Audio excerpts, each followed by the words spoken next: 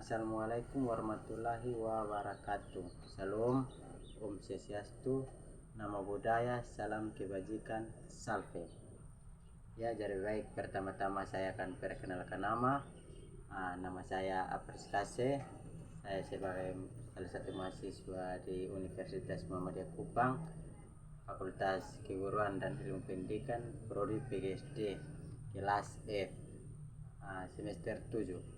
Ya, jadi baik, di sini saya akan menjelaskan sedikit tentang inovasi pendidikan.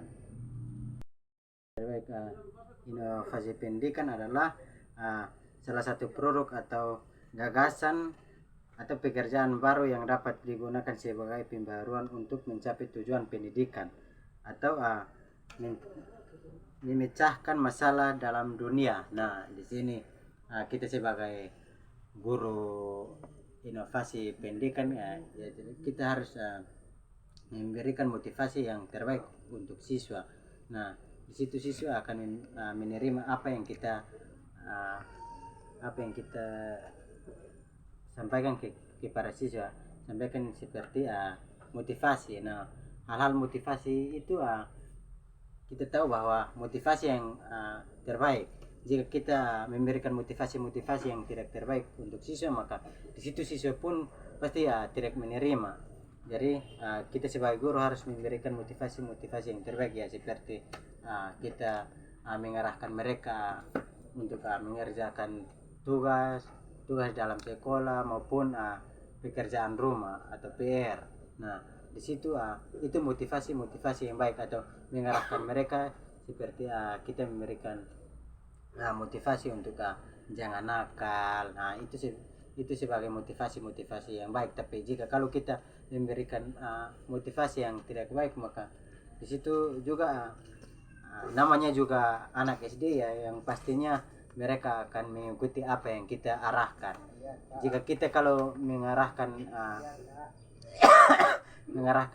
mereka sesuatu yang hal-hal yang baik, maka mereka akan terima juga dengan baik. Tapi jika kita mengarahkan mereka hal-hal yang tidak baik, maka mereka akan melakukan hal-hal yang tidak baik. Jadi kita sebagai guru, kita harus memberikan hal-hal yang baik atau motivasi yang baik. Kalau kita memberikan motivasi yang tidak baik, maka di situ pun namanya juga anak kecil, ya, yang pastinya mengikuti apa yang kita sampaikan. Jadi kita sampaikan apa yang kita sampaikan ke mereka, ya, mereka yang pastinya melakukan apa sesuai dengan apa yang kita sampaikan. Jadi jika kita sampaikan bahwa seandainya begini, ya, saya sebagai guru dan saya di dalam kelas, mereka kalian harus beribut. Nah, di situ mereka pun pasti di saat kita memberikan pelajaran, mereka pun pasti beribut. Tapi kalau kita sebagai guru tidak memberikan motivasi seperti itu, maka mereka tidak akan melakukan seperti itu. Tapi jika kalau kita menemukan seperti itu, maka kita harus punya strategi tertentu yang sepertinya kita di dalam kelas, dan di dalam kelas ada siswa yang beribut dan sibuk. Nah, di situ kita harus punya strategi. Nah, kita tahu bahwa siswa-siswa yang paling beribut atau paling tersibuk itu yang pastinya mereka duduk di belakang. Nah, di situ kita harus sebagai guru, kita harus punya strategi untuk memberikan mereka ke jalan yang benar, atau memberikan mereka tujuan yang benar. Nah, di situ kita sebagai guru, kita harus punya strategi. Sepertinya siswa yang nakal, yang pastinya mereka duduk di belakang. Nah, jika ada siswa yang tersibuk atau beribut di belakang, maka itu kita harus pindahkan ke depan, dan yang ke depan pindah ke belakang.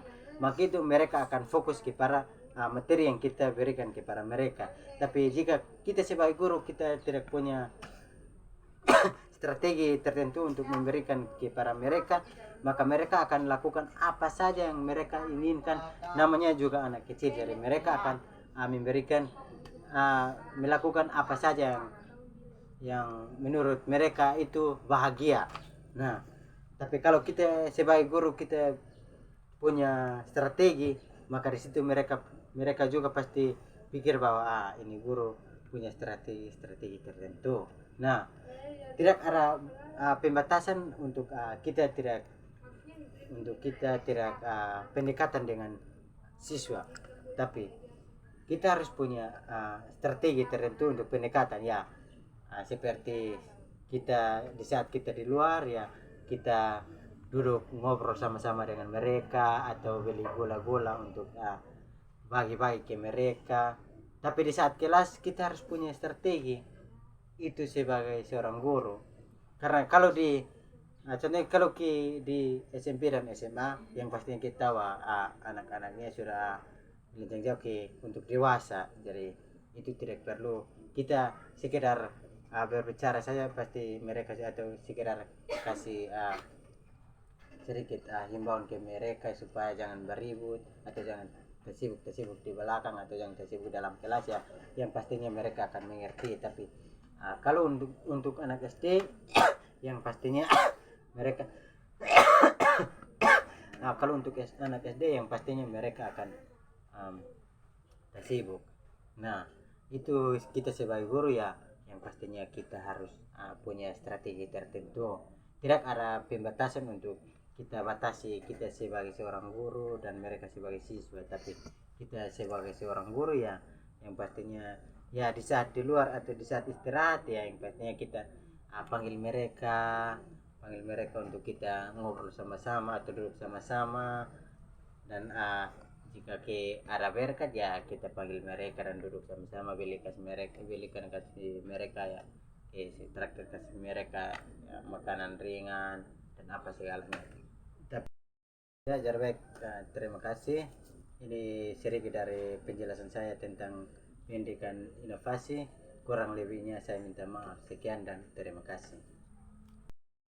Halo Ma. Halo Nak, bagaimana? Ma bikin?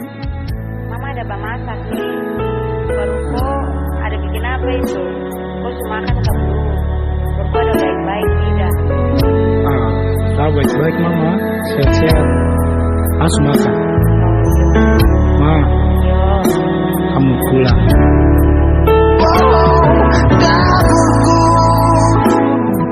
Kembali ku teringat pada masakan